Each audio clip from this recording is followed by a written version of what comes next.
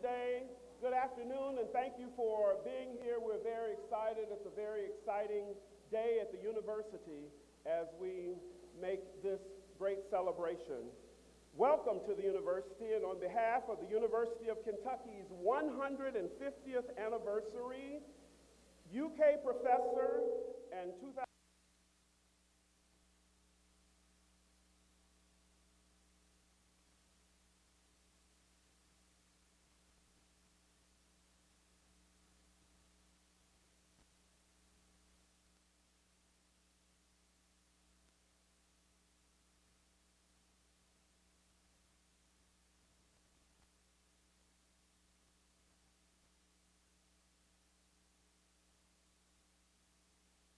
to the likes of me, has made this a better place, has ignited a spirit of excellence that has allowed us to grow and to prosper. End of quote.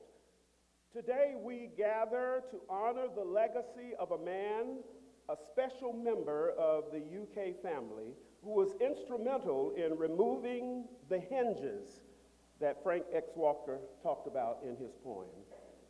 Lyman T. Johnson was a civil rights pioneer. In 1949, he became the first African American to be admitted to UK as a student.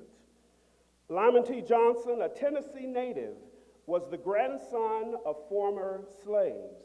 Widely known as an eloquent speaker, Johnson not only opened the doors to education for thousands of minority students, he also led struggles to integrate neighborhoods, swimming pools, restaurants, and other facilities. Johnson led the Louisville chapter of the National Association for the Advancement of Colored People for 6 years. He taught history, economics, and mathematics at Louisville Central High School for more than 30 years before becoming an administrator at 2 different schools in Jefferson County public school system. In 1979, Johnson received an honorary Doctor of Letters degree from the University of Kentucky. And as we honor his legacy today, we also celebrate our shared future. This building, formerly known as Central Hall 1, was the first residence hall completed in a campus transformation unprecedented in public higher education. Of course, this type of transformation requires strong leadership from the UK Board of Trustees. Dr. Oliver Keith Gannon has served on the Board of Trustees since 2010 and has served as chair since 2014. He shares with President Eli Capilouto a vision for UK to take its place among the best public residential universities in America. Ladies and gentlemen, please welcome Dr. Keith Gannon, Chairman of the Board of Trustees.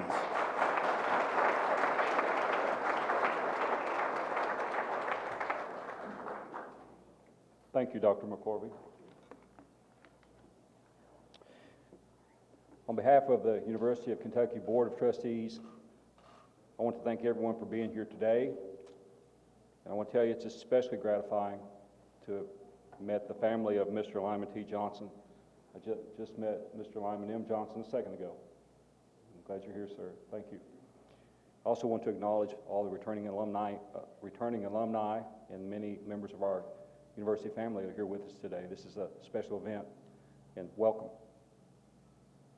The start of another school year is always a time of renewal and excitement. The flowers and trees are in full bloom, and thousands of UK students are returning to campus. Each of them is brimming with enthusiasm, and they're full of aspiration for the coming year. The unveiling we're here to celebrate today is but one of a series of seminal moments we celebrate today as the University of Kentucky continues to fulfill its goal of being the university for Kentucky. The legacy of Mr. Lyman T. Johnson means much to this university and to our Commonwealth. Through his bold endeavor to attend the University of Kentucky in 1948, Mr. Johnson paved a way for this university to progress down the path of racial diversity. Although our journey is not over, we have made much progress, thanks in large part to the courageous pioneering efforts of Mr. Lyman T. Johnson. Today, I'm proud to say that UK is educating a record number of students from diverse backgrounds. These students bring with them rich cultures, heritages, and perspectives that we all benefit from. Through this diversity, we are continuing to deepen our collective understanding and tolerance, and thus enhance the overall education and experience received by students at the University of Kentucky. Here at UK, we are a family aimed to recognize diversity as an empirical asset. Through this, we hope to become a model among universities in our state and in our nation. The marker we will unveil outside today will stand as a constant reminder of a man and a vision. A man who, in a time of injustice, took upon himself to make a difference. Mr. Lyman T. Johnson undertook what many of us would not be brave enough to do even today. And in doing so, he enriched this university and the lives of all who are associated with it for countless years to come. It is our honor to memorialize him today and continue the journey he began so very long ago. So I want to thank all of you for being here, and I want to say special thank you to Mr. Lyman T. Johnson. Thank you all.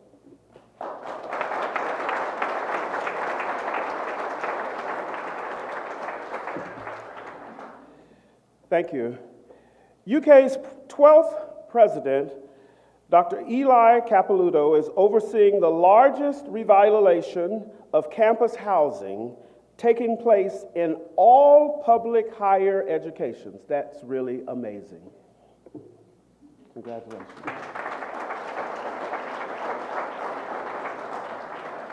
To create the best possible environment for the university's success, the university has invested and largely self-financed nearly $1.8 billion in new residence halls, classrooms, research facilities, and athletic venues. Ladies and gentlemen, please welcome President Eli I. Capilouto.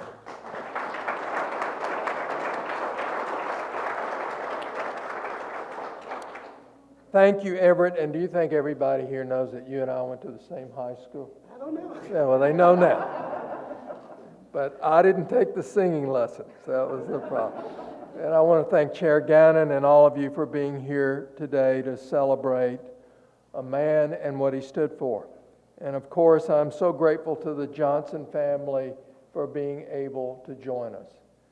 And I would have to say that I just experienced one of my most delightful and uplifting hours as the president of the University of Kentucky in having lunch with Lyman M. Johnson, the next generation, and then over there in the corner, my two favorites, the great-grandchildren of Lyman T. Johnson.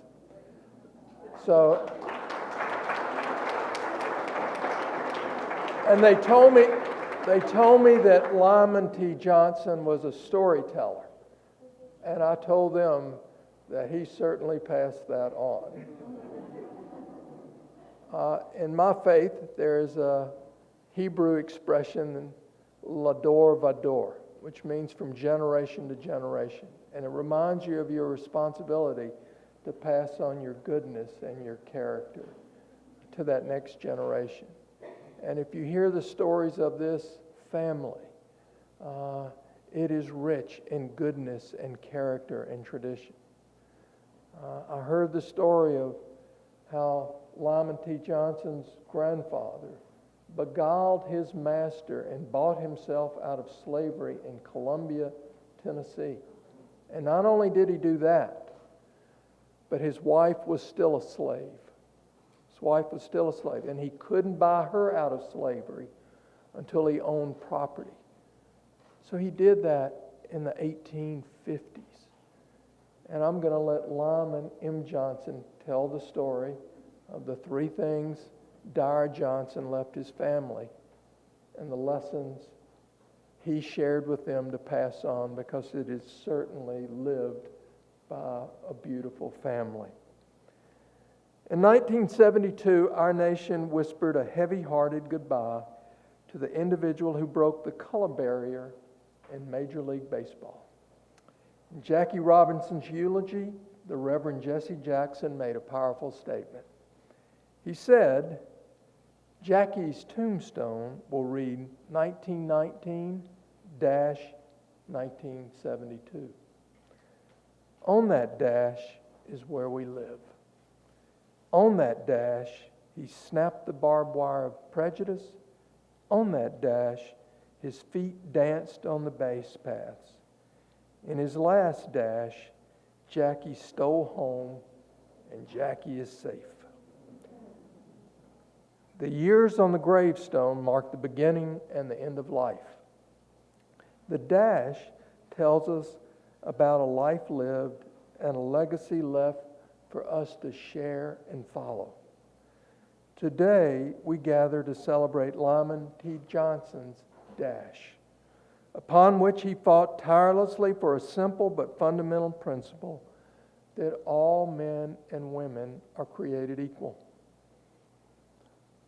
On that dash, he fought to end unequal pay for black teachers. He piloted the struggle to integrate Jefferson County neighborhoods, swimming pools, schools, and restaurants. On that dash, Lyman T. Johnson lifted the heavy barrier that declared knowledge exclusive at the University of Kentucky. Let his legacy remind us of our responsibility on our own dashes.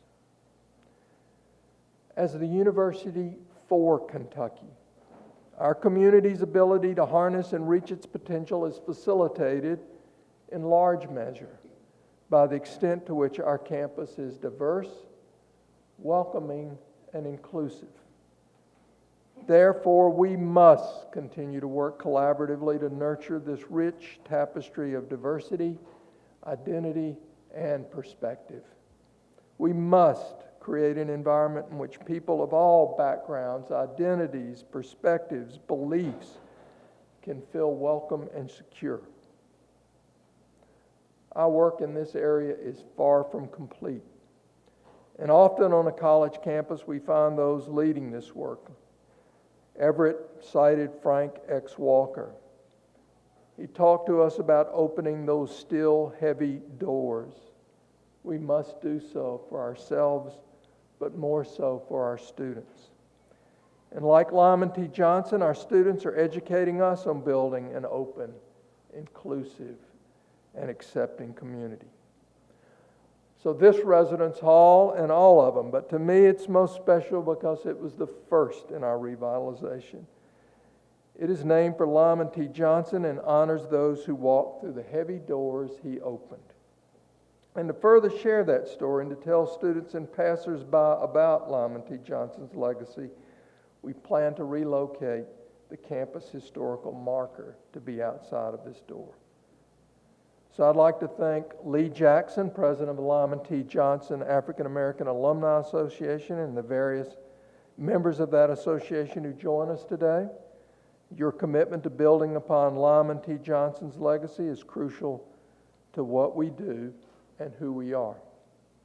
And I also want to convey special thanks to our Board of Trustees, but especially Dr. C.B. Akins, who in rich and thoughtful pastoral conversations that we have together helps me discover who I am and what we should do.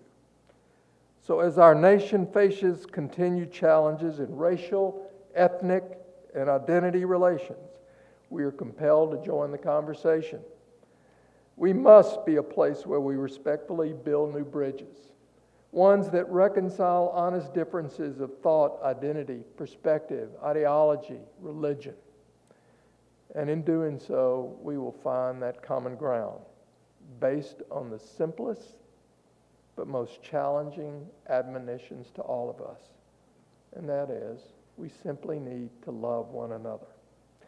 So let this building stand upon the University of Kentucky's dash as a physical and symbolic manifestation of this commitment to our community and the people who shape it. Thank all of you. Thank you.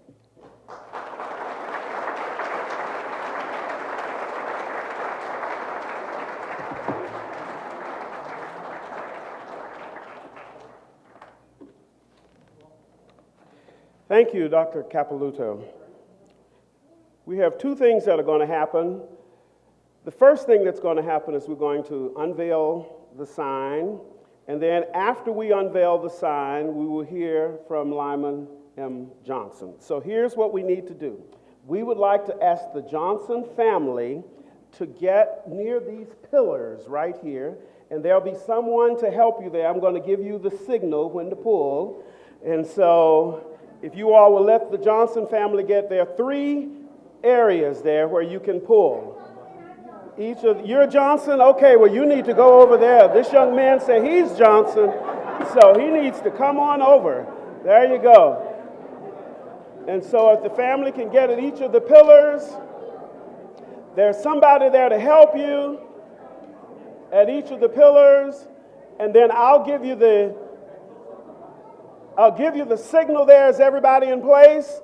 Okay, here we go. 1, 2, 3, pull. There we go. It's coming on down. There you go.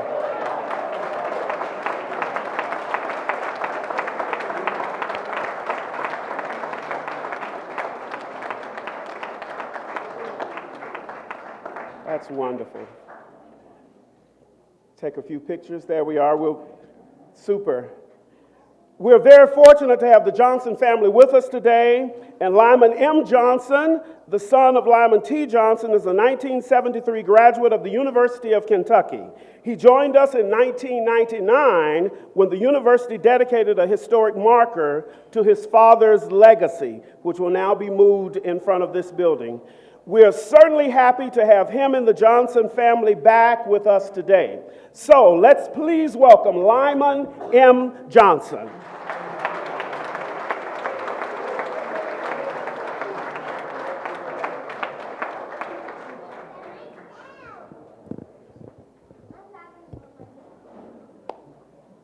Well, I'm not a public speaker, but I've been informed I'm a storyteller. So my best way through this is to tell stories, I guess. And I've been charged to at least complete or explain a little bit more about one of those that involved my father and that has been part of a legacy that has been carried on here at the university. My father was all about progress and moving forward, and not, from generation to generation. Hi, Linda. My classmate from high school is over there taking pictures. So, what he wanted was, at times when we're maybe stuck or hit a lull point, we always want to move forward, but sometimes we have difficulties. But one of the things to do, and this comes down from the family, going back to Dyer Johnson, my great-grandfather, and that is mark the progress where you are.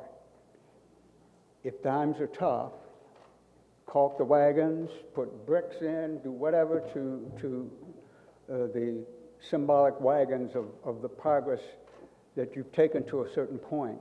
And don't, as my father would say, and a lot of people around here have heard him say, or have heard others say, don't let those wagons roll back down the hill. Just don't let them, even if you can't move another step. And then recharge to make the next movement forward. So that is part of a legacy that I hope is symbolized and carried forward and acted upon with the dedication of this building. The family, we thank you for treating us to lunch today. The family is honored. I'm so happy that my sister's son and the next generation, their two children, my father's great-grandchildren, are here today so that they can see what's going on here, and that all people here today are charged, and that this building can be a true representation of what my father's legacy is. One of those things is, well, I'll tell another story about him. in growing up in Columbia, Tennessee, he experienced through the early part of the 20th century, he experienced severe and intense racial segregation. And one of the graphic examples was when his father, who was the schoolmaster and principal of the black school in town, sent him on an errand to the white superintendent and the other principal at the white school. And in taking the message, he got to the other building and he wasn't able to get through right away. So what he looked around, they told him to take a seat somewhere on the side, and he looked around, he saw this beautiful building, and he went and looked saw the gym with a polished gym floor, hardwood floor, and everything was sparkling, and by reflection, he recognized how different it was from his own school, where they had an outdoor yard and facilities that the white kids had in a beautiful building with a highly polished floor. So this isn't right. This is unfair. And something's not right here. So, and it charged him at an early age with some anger, quite a bit of anger at the disparity. And what over time that distinguished for those of us who came to understand is that he channeled his anger in a way to make adjustments, to make change, to correct things. You can be angry and go into bitterness, or you can be angry and use that as energy for positive change. And that's what my father was about. And he did it once he came to Kentucky, for over 60 years.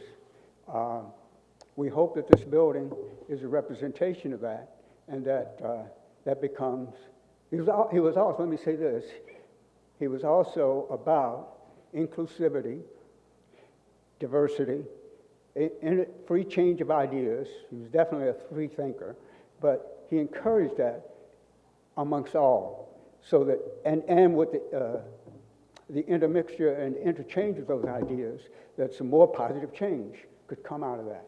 So that's what, again, I hope this building will come to represent as a symbol, and it doesn't, and this, in 15 years, this isn't just Johnson Hall. Who's Johnson? Well, whatever, millions of Johnsons around. But that this is a specific Johnson Hall. And one of the things I'll conclude with, because we want to get on to other things, he would be happy as a history teacher and one who engaged in quite a bit of serious study throughout his career, that this building is right next to the library.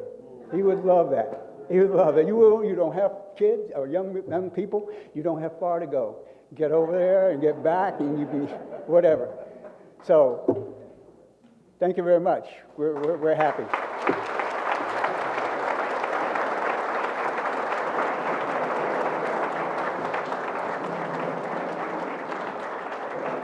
Thank you, Mr. Johnson.